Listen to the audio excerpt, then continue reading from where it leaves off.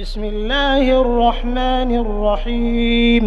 اللہ کے نام سے جو رحمان اور رحیم ہے۔ وَلَقَدْ يَسَّرْنَا الْقُرْآنَ لِلذِّكْرِ فَهَلْ مِن مُّدَّكِرٍ۔ ہم نے اس قرآن کو نصیحت کے لیے آسان ذریعہ بنا دیا ہے، پھر کیا ہے کوئی نصیحت قبول کرنے والا؟ اعوذ باللہ من الشیطان الرجیم، بسم اللہ الرحمن الرحیم۔ قل لا يعلم من في السماوات والأرض الغيب إلا الله وما يشعرون أيان يبعثون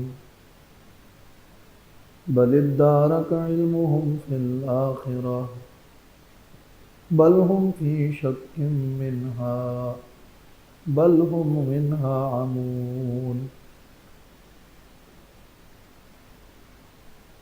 یہ سورۃ النمل کی آیت نمبر 65 ہے۔ اس آیت مبارکہ میں فرمایا کہ اے نبی آپ کہہ دیجئے کہ آسمانوں اور زمین میں جو کچھ ہے پورے عالم میں اور ہر جگہ، اس میں غیب اور غیب مطلق اور غیب ذاتی اور غیب کلی کوئی نہیں جانتا مگر سوائے اللہ کے۔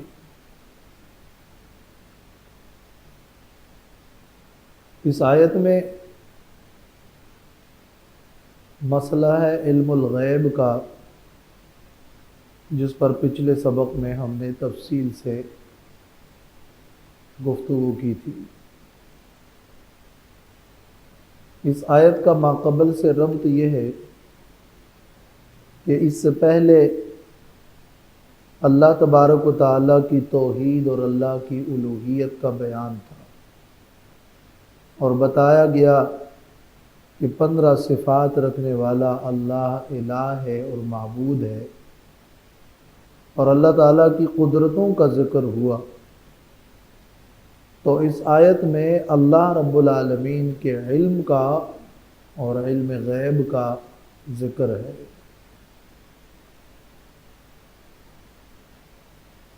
اس سے پہلے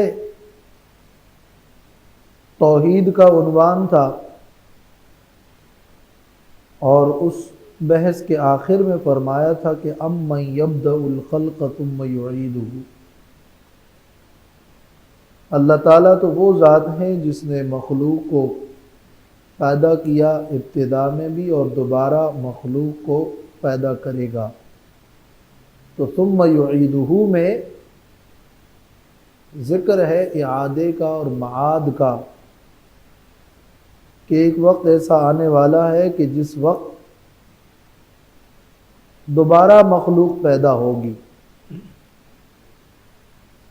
اسی سے یہ سوال پیدا ہوتا ہے کہ وہ اعادے کا وقت کون سا ہے؟ دوبارہ لوگ پیدا ہوں گے، قیامت قائم ہوگی، اور ایک معاد کا وقت ہے، تو وہ وقت کون سا ہے؟ تو اس آیت میں اب فرمایا کہ قُلْ لَا يَعْلَمُ مَنْ فِي السَّمَاوَاتِ وَالْأَرْضِ الْغَيْبَ إِلَّا اللَّهُ، کہہ دیجئے نہیں جانتے وہ جو آسمانوں میں اور زمین میں ہے غیب کو، ہر غیب کو سوائے اللہ کے۔ وَمَا يَشْعُرُونَ أَيَّانَ يُبْعَثُونَ، اور نہیں جانتے، نہیں شعور ان لوگوں کو، ایان یبعثون، کہ کب وہ اٹھائے جائیں گے۔ یہ وقت تو ضرور آنے والا ہے کہ جس میں دوبارہ مخلوق پیدا ہوگی، لیکن اس کا متعین وقت اللہ تبارک و تعالیٰ کو معلوم ہے، اور یہ غیب ہے۔ جیسے کہ اللہ نے سورۃ لقمان میں فرمایا کہ ان اللہ عنده علم الساعہ، اللہ کے پاس ہی قیامت کا علم ہے اور مزید مغیبات. اور سورۃ انعام میں فرمایا وَعِندَهُ مَفَاتِحُ الْغَيْبِ لَا يَعْلَمُهَا إِلَّا هُوَ. لہذا اگر اس بات کا علم نہ ہو کہ کب وہ واقع ہوگا تو یہ اس بات کی دلیل نہیں بن سکتی کہ وہ وقت اس کو آنا ہی نہیں.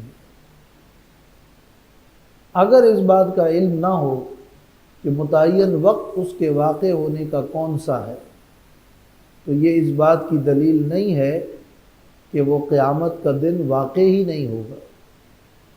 واقع ہوگا لیکن اس کا متعین وقت غیب ہے، وہ اللہ کے علم میں ہے. متعین علم تو بہت سے دوسرے معاملات میں معدوم ہے. وَمَا يَشْعُرُونَ أَيَّانَ يُبْعَثُونَ، اور نہیں جانتے یہ لوگ کہ کب وہ دوبارہ اٹھائے جائیں گے. ایک عام قاعدہ ذکر کیا، کل غیب اللہ کے علم میں ہے، لہذا اسی سے یہ بات ثابت ہوئی کہ ان لوگوں کو اپنے بعث بعد الموت کا بھی نہیں معلوم کہ کب اٹھائے جائیں گے.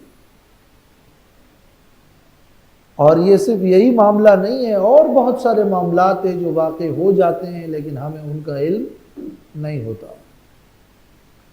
لہذا تمہارا انکار اس بنا پر کرنا کہ ہمیں قیامت کے بارے میں متعین پتہ ہو تب جا کے ہم اس کو مانیں گے، یہ انکار تمہارا مدلل نہیں. بل ادارک علمهم فی الآخرہ بل هم فی شک منها بل هم منها عمون. بلکہ ختم ہو چکا ہے ان کا علم آخرت کے بارے میں، بلکہ یہ لوگ شک میں ہیں اس قیامت سے، آخرت سے، بلکہ یہ لوگ اس سے اندھے ہیں.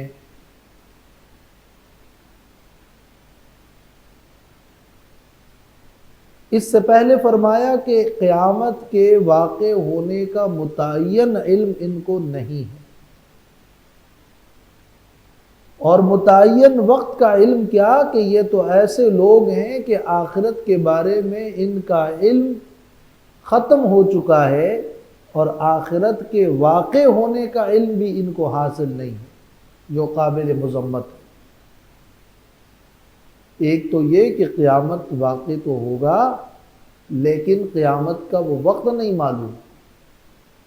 اگر نہیں معلوم تو یہ اس بات کی دلیل نہیں کہ وہ قیامت کا دن اور وہ وقت آئے گا نہیں، مگر یہ تو ایسے لوگ ہیں کہ ان کو اس کا وقت کیا کہ قیامت کی حقیقت کا ہی علم نہیں ہے اور یہ قیامت کو مانتے ہی نہیں ہے اور قیامت کے واقع ہونے کو تسلیم ہی نہیں کرتے. بل ادارک علمهم فی الآخرہ، آخرت کے بارے میں ان کا علم ختم ہو چکا. بلکہ اس سے بھی مزید ترقی یہ کہ بل ہم فی شک منہا، کہ یہ صرف یہی نہیں کہ ان کو قیامت کے بارے میں علم نہیں ہے بلکہ قیامت کے بارے میں وہ شک میں ہے اور بھی پیچھے ہیں. یہ مزید ترقی ہے بل سے. اور اس سے بھی مزید ترقی یہ کہ بل ہم منہا عمون، صرف شک ہی نہیں ہے بلکہ یہ لوگ اس قیامت سے اندھے ہیں. تو ایک ہے قیامت کا متعین وقت، وہ نہیں معلوم، وہ غیب ہے. دوم ہے متعین وقت کیا؟ قیامت کا واقع ہونا، قیامت کے وقوع کے بارے میں ہی ان کا علم عاجز ہے. سوم ہے کہ صرف ان کا علم قیامت کے وقوع میں ہی نہیں عاجز بلکہ مزید انہیں شک ہے. چہارم یہ کہ شک ہی نہیں ہے بلکہ وہ تو اس سے اندھے ہیں. یوں یہ سلسلہ کلام جو چل رہا ہے یہ ترقی کے انداز میں ہے۔ یہ جو آیت ہے، اس آیت کو سمجھنے کے لیے ماقبل سے ایک ترتیب ہے۔ پہلے فرمایا کہ اللہ وہ ذات ہے جو مخلوق کو دوبارہ بھی پیدا کرے گا، ثم یعیدہ۔ پھر فرمایا، سوال پیدا ہوا کہ وہ کون سا وقت ہوگا جس میں یہ دوبارہ پیدا ہوں گے؟ فرمایا یہ غیب ہے اور غیب صرف اللہ جانتا ہے۔ پھر فرمایا کہ ان لوگوں کو تو اس متعین وقت کا پتہ نہیں ہے، مگر وہ وقت آنے والا ہے۔ اس سے پھر مزید ترقی میں فرمایا کہ وقت کا علم ہی کیا کہ ان کے پاس تو اس کے وقوع کا علم بھی نہیں ہے، بلکہ شک ہے، بلکہ اندھے ہیں۔ یہ بل سے یہ ترقی ہو رہی ہے، اور اس ترقی میں ماقبل کی نفی نہیں ہو رہی۔ یعنی یہ نہیں کہ قیامت کے بارے میں ان کو علم نہیں ہے بلکہ شک ہے، تو بلکہ اندھے ہیں، تو اس کا یہ معنی نہیں ہے کہ بلکہ اندھے ہیں یعنی شک نہیں ہے، اندھے ہیں۔ ماقبل کی نفی نہیں ہو رہی، بلکہ یہ ایک اضافی شے کا ثبوت ہو رہا ہے، اس بات شیء زائد۔ ان کے آخرت کا پتہ ہی نہیں ہے، وقوع کا ہی نہیں پتہ۔ اس سے بھی بڑھ کر ان میں یہ ہے کہ وہ شک کرتے ہیں، اس سے بڑھ کر یہ ہے کہ وہ اندھے ہیں۔ تو مزید چیزیں ثابت کی جا رہی ہیں، ماقبل کو اس بل کے ذریعے سے نفی نہیں کیا جا رہا، جس کو کہتے ہیں کہ یہ لا بشرط شیئن ہے، نہ کہ بشرط لا شیئن۔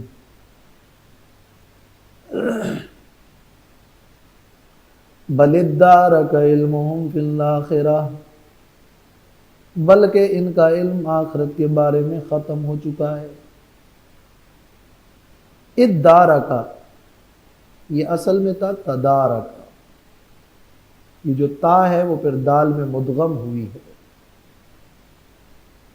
اور شروع میں حمزہ لاتے ہیں ابتدا بالسکون محال ہونے کی وجہ سے، تو یہ تدارکا پھر ادارکا ہوا ہے۔ اور تتارکا کا جو لفظ ہے اس کا معنی تتابع و تلاحقا، کسی شے کا مسلسل اور پے در پے ہونا۔ تو ایک مطلب تو یہ کہ ان کا علم آخرت میں پے در پے ہے، یعنی وہ آخرت کے بارے میں پے در پے بولتے رہتے ہیں۔ تو تدارک قولہم فی الآخرہ، مسلسل ان کے اقوال چل رہے ہیں آخرت کے بارے میں۔ کبھی کہتے ہیں وہ ہوگا وقوع، کبھی وہ کہتے ہیں نہیں ہوگا، کبھی کہتے ہیں وہ ایسا ہے، کبھی کہتے ہیں ویسا ہے۔ تو یہ بل ادارک علمہم فی الآخرہ۔ اور گھومتے گھومتے آخرت کے باب میں ان کے اقوال وہ ظن اور تخمین اور اندازے ہیں جو بس اقوال ہی میں گھوم پھر رہے ہیں۔ تو بل تدارک ظنہم، معنی یہ ہوا کہ ان کے خیالات ہی آخرت کے متعلق گھوم رہے ہیں، اور حقیقت کے حوالے سے انہیں کچھ نہیں پتہ۔ یوں پھر اس کا معنی یہ ہوا کہ انتہا علمہم، ان کا علم ختم ہو چکا ہے، اور ان کا علم انتہا کو پہنچ چکا ہے۔ جب کوئی چیز انتہا کو پہنچتی ہے تو ختم ہو جاتی ہے۔ تو بل ادارک علمہم فی الآخرہ، بلکہ ان کا علم آخرت کے بارے میں ختم ہو چکا ہے۔ اس لیے تفسیر ابن کثیر میں بل ادارک علمہم فی الآخرہ کے بعد فرمایا کہ انتہا علمہم، ان کا علم انتہا کو پہنچ چکا ہے اور وقت کی معرفت سے وہ عاجز ہے۔ اور علی ابن ابی طلحہ عن ابن عباس، عبداللہ ابن عباس رضی اللہ تعالی عنہما سے اس کا معنی نقل کیا ہے کہ بل ادارک علمہم فی الآخرہ کا معنی ہے کہ غاب علمہم فی الآخرہ، آخرت کے بارے میں ان کا علم غائب ہے۔ تو ان کا علم گھوم رہا ہے، ان کا علم خیالات ہیں، ان کے مسلسل اقوال چل رہے ہیں، ان کا علم انتہا کو پہنچ چکا ہے، ان کا علم ختم ہو چکا ہے اور ان کا علم غائب ہو چکا ہے۔ یہ سارے اقوال اس بل ادارک علمہم فی الآخرہ میں، بلکہ ان کا علم ختم ہو چکا ہے اور غائب ہو چکا ہے۔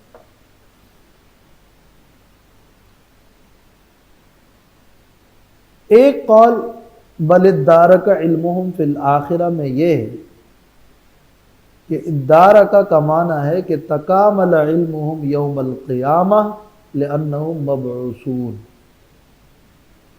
ان کا علم آخرت کے بارے میں کامل ہو جائے گا قیامت کے دن۔ آج تو یہ انکار کر رہے ہیں، آج تو ان کو یہ نہیں معلوم کہ بعد الموت ہیں، لیکن جب ان کو دوبارہ اٹھایا جائے گا قیامت کے دن تو اس وقت پھر ان کا علم کامل ہو جائے گا، اس لیے کہ وہ آنکھوں دیکھا حال پھر دیکھ لیں گے۔ تو آج تو یہ نہیں مانتے، آج تو انہیں نہیں پتا، لیکن ایک وقت آئے گا کہ پھر ان کو پتہ چل جائے گا اور پھر ان کو ماننا ہی پڑے گا۔ تو بل ادارک علمہم فی الآخرہ، ان کا ایک معنی یہ ہے۔ تو ما جہلوہ فی الدنیا علموہ فی الآخرہ، وہ چیز جس سے آج اس دنیا میں یہ لوگ جاہل ہیں، آخرت میں اس کا ان کو علم ہو جائے گا۔ تو بل ادارک علمہم فی الآخرہ، بلکہ ان کا علم آخرت کے بارے میں کامل ہوگا آخرت میں۔ یہ ایک اور توجیہ ہے، معروف توجیہ تو وہ پہلی ہے کہ ان کا علم آخرت کے بارے میں ختم اور غائب ہو چکا ہے۔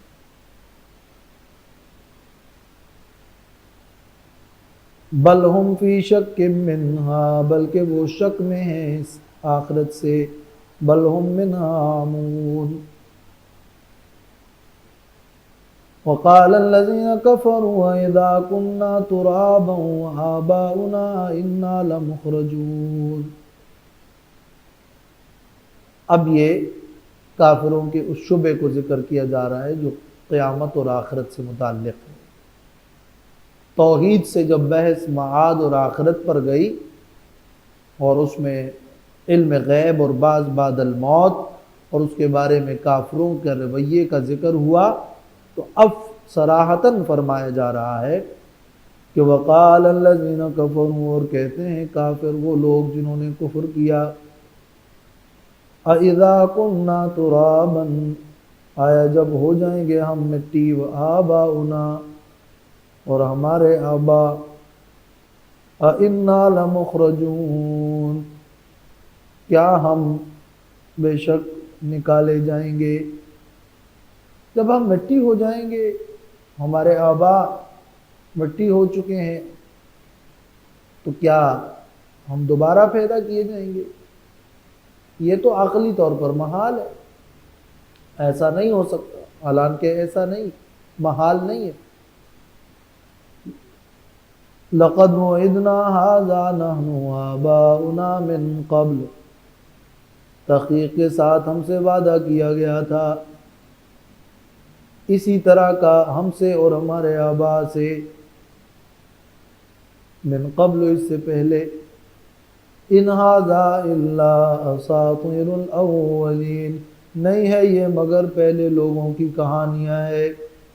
یہ باتیں تو پہلے بھی کی گئی تھی لیکن نہ ایسا ہوا اور نہ ہی کسی نے اس کے آنے کا وقت بتلایا، تو اب تک اگر واقع نہیں ہوا تو نہیں ہے، ہمیں اگر وقت نہیں بتایا جا رہا تو موجود ہی نہیں ہے۔ یہ تو کوئی دلیل نہیں، دلائل تو اللہ نے قرآن میں وقوع آخرت کے عقلی اور نقلی دیے ہیں، عقلاً اور نقلاً یہ بات ثابت ہے۔ کیا نہیں دیکھتے ہو کہ دوبارہ فصلیں سرسبز و شاداب ہو جاتی ہے؟ کیا لوگوں کی پیدائش پر غور نہیں کرتے ہو؟ کیا اللہ تعالیٰ کی قدرت پر تمہیں شک ہے؟ ایسا ہونا تمہیں محال کیوں نظر آتا ہے؟ کون تمہیں دوبارہ پیدا کرے گا؟ وہی ذات جس نے پہلی بار پیدا کیا۔ پہلے جب تم نہیں تھے پیدا ہوئے تو اب دوبارہ پیدا ہونے میں کون سی چیز محال ہے؟ اور مسلسل اس کی سچے لوگ تمہیں خبر دے رہے ہیں، تو ایک بات کہ رد کرنے کی تمہارے پاس کیا دلیل ہے؟ کیا یہ ممکن نہیں ہے عقلاً؟ صرف اسی وجہ سے کہ وہ ابھی تک واقع نہیں ہوا، یا اس وجہ سے کہ وہ اس کا وقت نہیں بتایا جا رہا متعین؟ کیا یہ دلائل ہے اس کے؟ قُلْ سِيرُوا فِي الْأَرْضِ فَانظُرُوا كَيْفَ كَانَ عَاقِبَةُ الْمُجْرِمِينَ، کہہ دیجئے جاؤ، چلے جاؤ زمین میں، بس دیکھو کہ کیسا ہوا انجام مجرموں کا۔ جن لوگوں نے قیامت کا انکار کیا تھا ان کا کیا انجام ہوا؟ باوجود عقلی نقلی ثبوت کے اگر تم انکار کرو گے تو تمہارا انجام برا اور بد ہوگا۔ تو دلائل کے باوجود انکار جرم ہے۔ مجرمین کا کیا انجام ہوا؟ قیامت کا انکار بہت بڑا جرم ہے، تو اللہ تعالیٰ نے مجرمین فرمایا۔ تو دلائل واضح ہو چکے ہیں، پھر بھی انکار یہ ضد ہے، تو تسلی دی جا رہی ہے وَلَا تَحْزَنْ عَلَيْهِمْ وَلَا تَكُنْ فِي ضَيْقٍ مِّمَّا يَمْكُرُونَ، پس غم نہ کیجئے ان پر، اگر وہ ایمان نہیں لاتے تو آپ غم نہ کریں۔ وَلَا تَكُنْ فِي ضَيْقٍ مِّمَّا يَمْكُرُونَ، اور مت ہونا تنگی میں ان سازشوں سے جو یہ سازشیں کرتے ہیں۔ یہ تسلی کا عنوان ہے، جیسے سورۃ الشعراء کے شروع میں تھا، وَيَقُولُونَ مَتَىٰ هَٰذَا الْوَعْدُ إِن كُنتُمْ صَادِقِينَ، اور کہتے ہیں یہ لوگ کہ کب ہوگا یہ وعدہ اگر تم سچے ہو۔ پھر وہی سوال،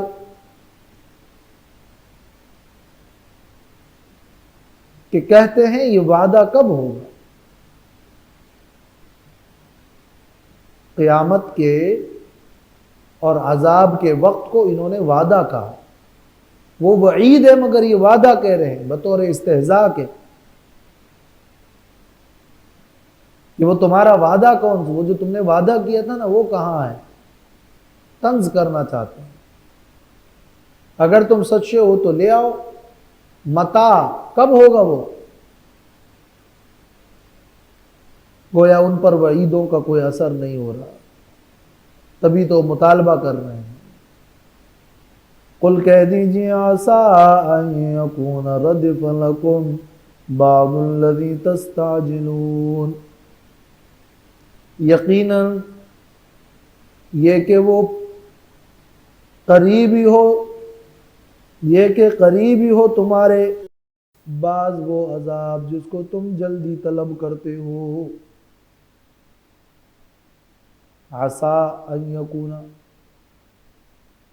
قریب ہے کہ وہ ہو، عسیٰ یہ قل عسیٰ ان یکون قریبا، جیسے سورۃ بنی اسرائیل میں آیت نمبر 51، وَعَسَىٰ أَن يَكُونَ رَدِفَ لَكُمْ، رَدِفَ لَكُمْ قَرُبَ لَكُمْ، یا تَبِعَكُمْ، اور لام زائد ہے۔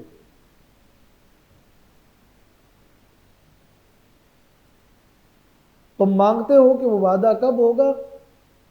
شاید کہ بعض عذاب تمہارے قریب ہو۔ کون سا عذاب؟ بدر کا یا قبر کا؟ کہ بدر میں تمہیں سزا ملے گی اور تم مرو گے تو وہ سزا، شاید کہ تمہارے بعض سزا تمہیں قریب مل جائے، پوری نہیں بعض، اور یا پھر قبر میں تم جب مرو گے تو کچھ سزا ملے گی۔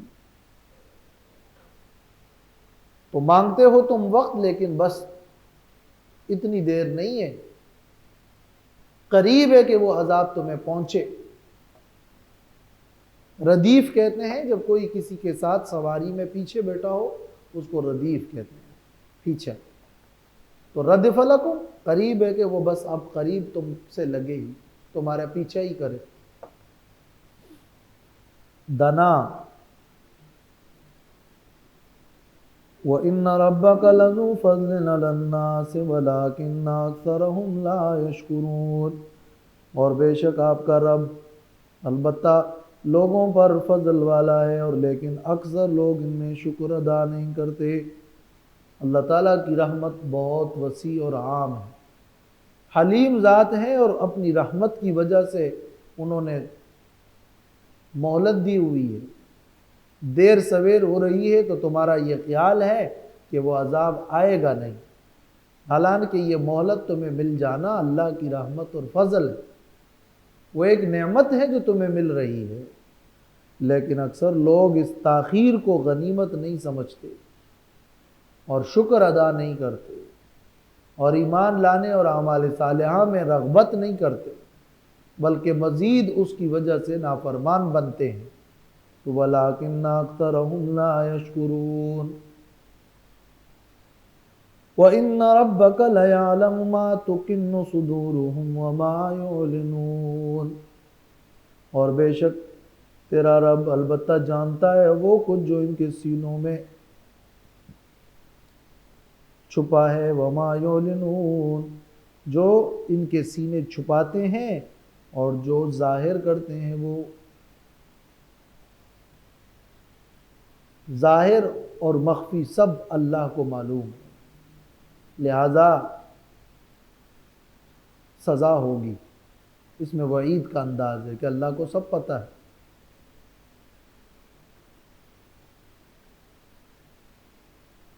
وَمَا مِنْ غَائِبَةٍ فِي السَّمَاءِ وَالْأَرْضِ إِلَّا فِي كِتَابٍ مُبِينٍ. اور نہیں ہے کوئی بھی مخفی چیز آسمان میں اور زمین میں مگر وہ کتاب مبین میں لکھی ہوئی ہے. وَمَا مِنْ غَائِبَةٍ، جو یہ لوگ اپنے سینوں میں چھپا کے رکھتے ہیں اور جو ظاہر کرتے ہیں وہ تو اللہ جانتا ہے، اور صرف ان کے افعال ہی نہیں، ہر غائب چیز کو لکھا ہوا ہے. یہ مزید عام جملہ ہے. ما من غائبتن، یہ جو غائبتن ہے یہ گویا کہ غائب چیز، ما یغیب غائبتن، یہ اس لفظ میں گویا اسمیت غالب آ گئی ہے. اور یا یہ تا برائے مبالغہ ہے، تانیث کے نہیں ہے. نہیں ہے کوئی بھی چیز غائب آسمان میں اور زمین میں مگر وہ کتاب مبین میں ہے. تو معنی کیا ہے؟ معنی یہ ہوا کہ تم عذاب جلدی طلب کرتے ہو، وہ عذاب اللہ کے ہاں اس کا وقت لکھا جا چکا ہے، اگرچہ مخلوق سے غائب ہے مگر اللہ کے نزدیک وہ بالکل واضح ہے. وَمَا مِنْ غَائِبَةٍ فِي السَّمَاءِ وَالْأَرْضِ إِلَّا فِي كِتَابٍ مُبِينٍ.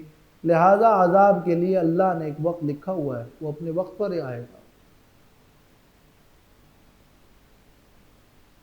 کتاب مبین میں ہے یعنی لوح محفوظ میں، اس کتاب میں ہے جو ظاہر ہے، لوح محفوظ. ان هذا القرآن يقص على بني اسرائيل اكثر الذي هم فيه يختلفون. اس سے پہلے مبدا اور معاد کا ذکر ہوا.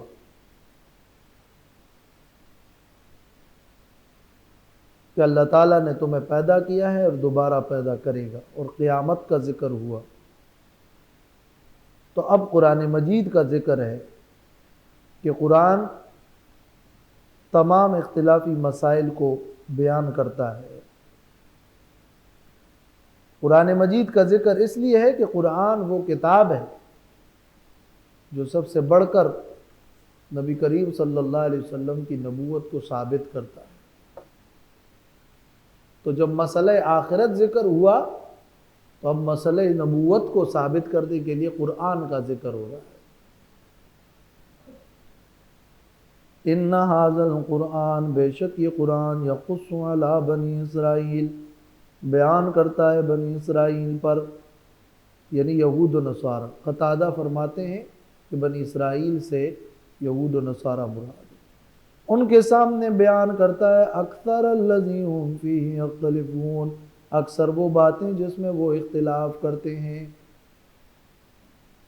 بنی اسرائیل اور یہود و نصارہ کو جن باتوں میں اختلاف ہے، قرآن ان مسائل کو بیان کرتا ہے. وہ عیسیٰ علیہ السلام کے بارے میں لڑتے ہیں،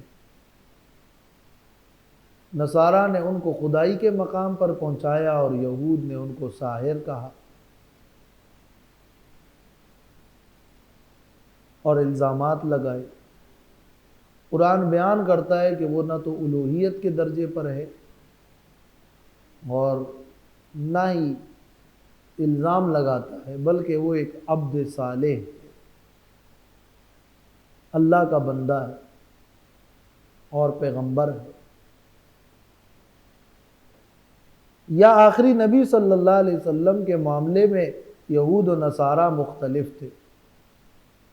کوئی کہتا ہے کہ وہ نبی ابھی آئے نہیں ہیں، اور کوئی کہتا ہے وہ آئیں گے، اور کوئی کہتا ہے وہ یوشع ہے، اور نصارہ کہتے ہیں وہ مسیحی تو ہے.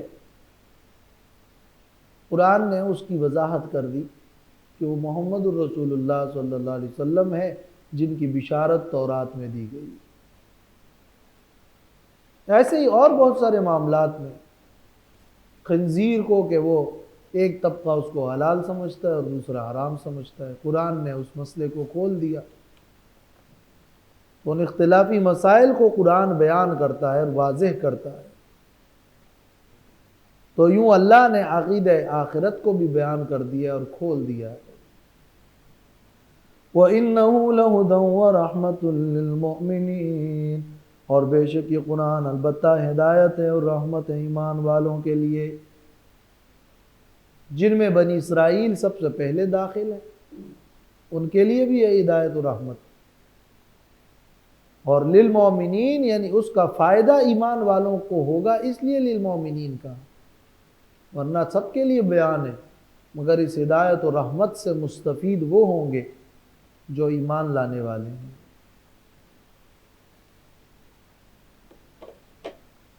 تو عقائد کے باب میں بھی یہ قرآن ہدایت ہے، اور احکام کے حوالے سے بھی رحمت پر مبنی احکام ہے. ان ربک یقضی بینہم بحکمہ وہو العزیز العلیم، بے شک آپ کا رب فیصلہ کرے گا ان کے درمیان، بحکمہ اپنے حکم سے.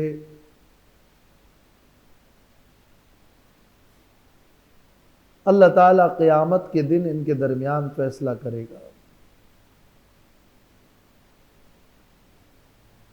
بحکمہ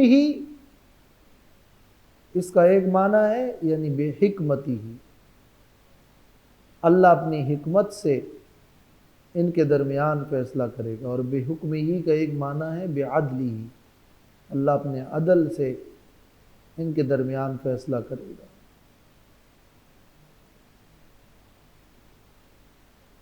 اور بے حکمی ہی میں اگر ہی ضمیر کا مرجع قرآن ہو تو اللہ اس قرآن کے مضامین اور تعلیمات کی جس پر قرآن شامل ہے اس کے ذریعے سے ان کے درمیان فیصلہ کرے گا.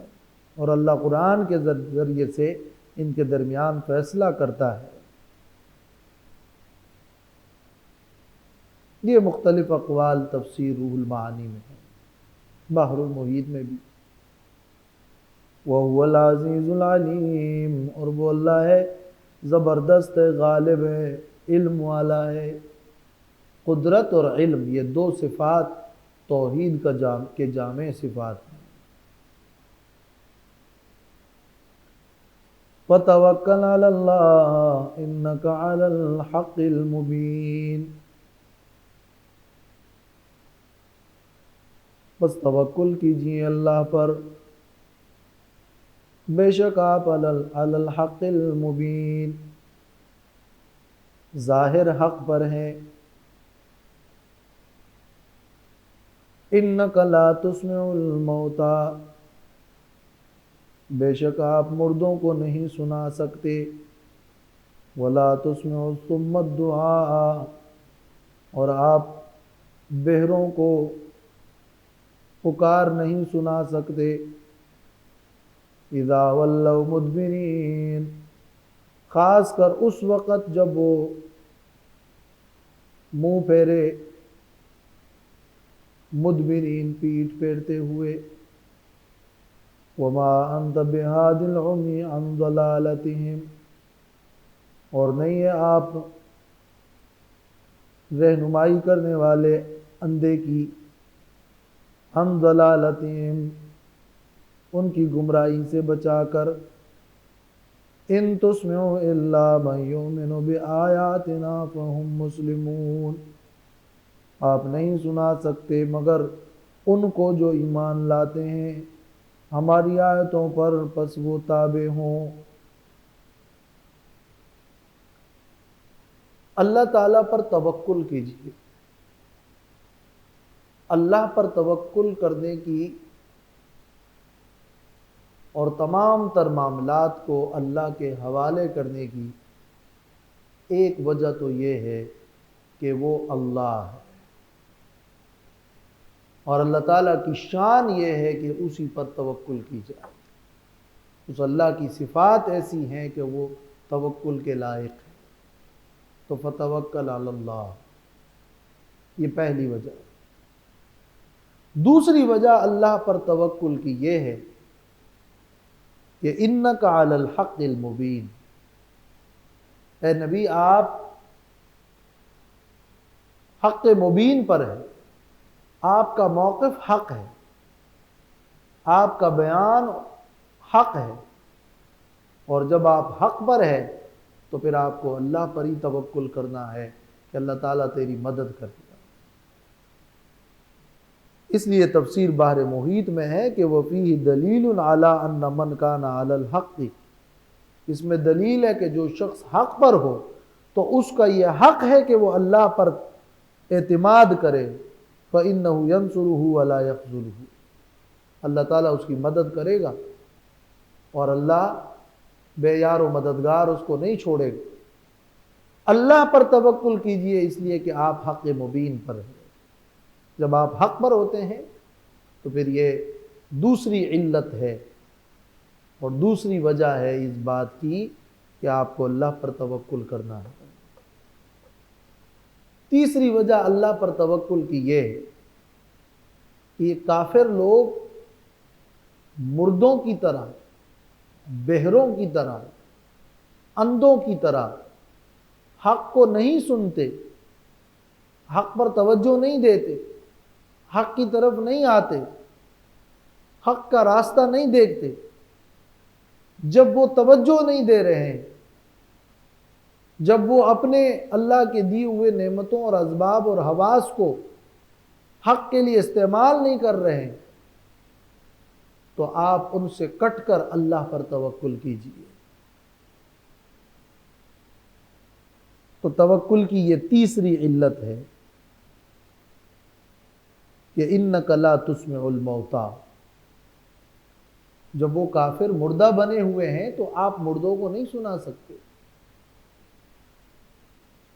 ولا تسمع الصم الدعاء جب وہ کافر بہرے ہوئے ہیں تو آپ بہروں کو تو اپنی بات نہیں سنا سکتے. خاص کر جب کہ بہرا منہ پھیر لے اور چل پڑے، قریب ہو تو آپ ہاتھ سے انہیں متوجہ کر دیں گے اگرچہ وہ بہرا ہو، لیکن جب وہ پیٹھ پھیر کر چلنے لگے تو پھر آپ ان کو آوازیں دیں گے تو وہ اس وقت تو بالکل آپ کی طرف متوجہ نہیں ہوگا. یہ مزید مبالغہ ہے، تاکید ہے کہ یہ کافر بالکل رخ پھرے ہوئے ہیں اور آپ گمراہی سے کسی اندھے کو نہیں ہدایت دے سکتے جبکہ وہ دیکھنا ہی نہیں چاہتا حق کو.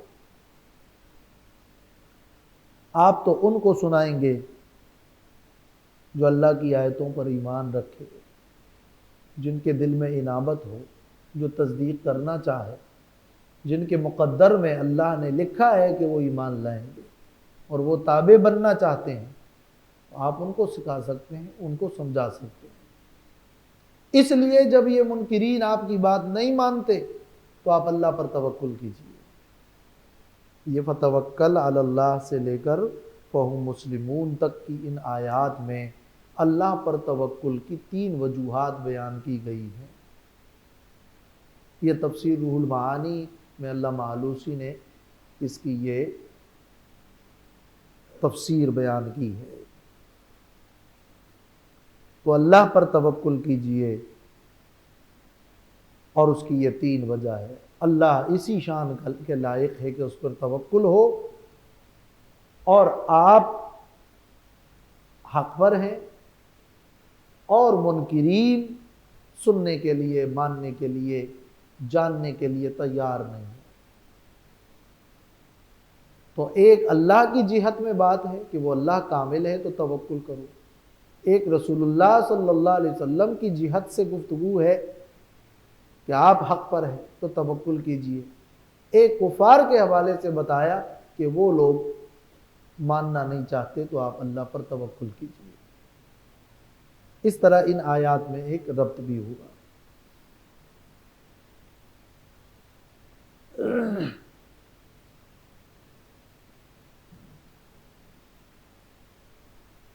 اب انک لا تسمع الموتى ولا تسمع الصم الدعاء اذا ولوا مدبرین، ان آیات کی میں کفار کو تشبیہ دی ہے موتا کے ساتھ، مردوں کے ساتھ، اور ان آیات میں کفار کو تشبیہ دی گئی ہے بہروں کے ساتھ، اور ان آیات میں کفار کو تشبیہ دی گئی ہے اندھوں کے ساتھ۔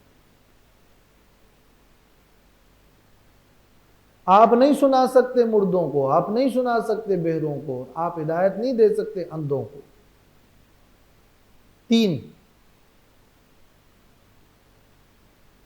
تو ان تینوں کو ایک ترتیب، ایک تفسیر کے مطابق بعض علماء فرماتے ہیں کہ حق کو قبول کرنے اور شعور حاصل کرنے کے لیے ایک ذریعہ دل کا ہے، کہ دل میں ایک سمجھ اور فہم ہو، ایک ذریعہ کان ہے کہ اس سے سنیں، ایک ذریعہ آنکھیں ہیں کہ اس سے دیکھیں۔ مگر ان کافروں کی مثال مردوں کی سی ہے کہ ان میں فہم نہیں ہے، ان کافروں کی مثال بہروں کی سی ہے جو دل کے بعد اپنے کانوں کو استعمال نہیں کرتے، ان کافروں کی مثال اندھوں کی سی ہے جو اپنے آنکھوں سے حق کو نہیں دیکھتے۔ اور اسی ترتیب کو اور ان 3 چیزوں کو ایک اور آیت میں یوں بیان کیا گیا ہے کہ لہم قلوب لا یفقہون بہا وَلَهُمْ أَعْيُنٌ لَا يُبْصِرُونَ بِهَا وَلَهُمْ آذَانٌ لَا يَسْمَعُونَ بِهَا، سورۃ اعراف کی آیت نمبر 79۔ ان کے دل ہیں مگر اس سے سمجھتے نہیں ہیں، ان کی آنکھیں ہیں مگر دیکھتے نہیں ہیں، ان کے کان ہیں مگر سنتے نہیں ہیں۔ تو اس لیے یہ 3 ترتیب ہیں، اور اس آیت کی روشنی میں بھی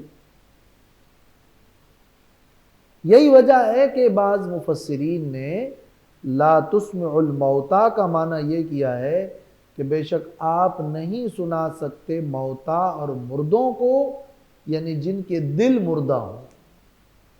موتا سے موت القلوب مراد ہے، جن کے دل مردہ ہوں۔ لیکن یہ بات تو اپنی جگہ صحیح ہے کہ کفار کے دل مردہ ہیں اور اسباب کے اعتبار سے شعور نہیں حاصل کرتے، لیکن اس آیت میں علامہ آلوسی نے نقل کیا ہے کہ لا تسمع الموتا میں موتا کی طرف نسبت سماعت کی ہے. لا تسمع الموتا، لہم قلوب لا یفقہون بہا میں نسبت قلوب کی طرف فقاہت کی ہے. تو دلوں کے اندر سماعت نہیں ہوتی، فقاہت ہوتی ہے. اس لیے یہاں موتا مردوں سے موت القلوب مراد لینا کہ جن کے دل مردہ ہوں، یہ درست نہیں ہے. لأن القلب یوصف بالفقہ والفہم لا السمع، اس لیے کہ دل وہ فقہ، فقاہت اور فہم کے ذریعے کے ساتھ موصوف ہوتا ہے، نہ کہ سمع کے ساتھ. تو دوسری آیت سورۃ الاعراف میں تو فقاہت کا ذکر ہے، لا یفقہون بہا، مگر یہاں تو انک لا تسمع الموتا ہے. لہذا یہاں موتا سے موت القلوب اور دلوں کے مردے مراد لینا درست نہیں ہے. تفسیر روح المعانی میں علامہ آلوسی نے نقل کیا ہے. بلکہ یہاں موتا اور صم اور عمی ان تینوں کو جو جمع کیا ہے، یہ اس وجہ سے نہیں کہ ایک ذریعہ دل ہے، اس کی فقاہت نہیں ہے تو یہ موتا ہے. ایک ذریعہ کان ہے، اس کی سماعت نہیں ہے تو یہ بہرے ہیں. ایک ذریعہ آنکھیں ہیں، اس کی بصارت نہیں ہے تو یہ عمیٌ ہے. یہ ترتیب اس دوسری سورۃ الاعراف والی ترتیب کے مطابق یہ معنی یہاں پر علامہ آلوسی نے نقل کیا ہے کہ یہ فٹ نہیں ہے. بلکہ اس آیت کے تفسیر کا انداز یہ ہے کہ آپ مردوں کو نہیں سنا سکتے، آپ مردوں کو نہیں سنا سکتے. ان کافروں کو تشبیہ دی ہے مردوں سے کہ جس طرح مردے نہیں سنتے، تو اسی طرح آپ ان کافروں کو نہیں سنا سکتے کہ ان میں صلاحیت اور قابلیت نہیں ہے. بلکہ مردے اگر یہ مردے نہ بھی ہوں، زندہ بھی ہوں، تو بھی ان کی مثال بہروں کی طرح ہے کہ بہرے زندہ ہیں مگر بہرے. تو سب سے پہلے ان کی مثال تو ایسی ہے جیسے یہ مردہ ہے.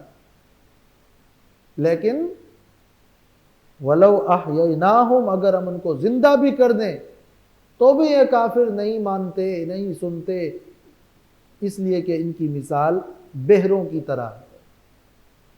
اور اگر یہ بہرے نہ بھی ہوں اور یہ زندہ بھی ہوں اور سنے بھی، پھر بھی ان کی مثال اندھوں کی طرح ہے کہ یہ حق راستے کو نہیں دیکھتے اور جو کچھ وہ سنتے ہیں اس پر عمل نہیں کرتے. تو یہ ترتیب جو تین مثالوں کی ہے کہ یہ مردہ ہے، سنتے ہی نہیں ہے، اور اگر یہ زندہ بھی ہوں تو بہرے ہیں کہ وہ زندہ بھی ہیں لیکن بہرے ہیں، اور اگر یہ بہرے بھی نہیں نہ ہوں تو بھی وہ آپ کی بات پر عمل نہیں کرتے کہ یہ اندھے ہیں. یوں یہ تین ترتیب جو ہے، اس میں جو لطیف ترتیب ہے وہ یہ ہے. اس لیے کہ الموتا کے ساتھ لا تسمعو ہے، الموتا کے ساتھ تو فقاہت کا لفظ نہیں ہے.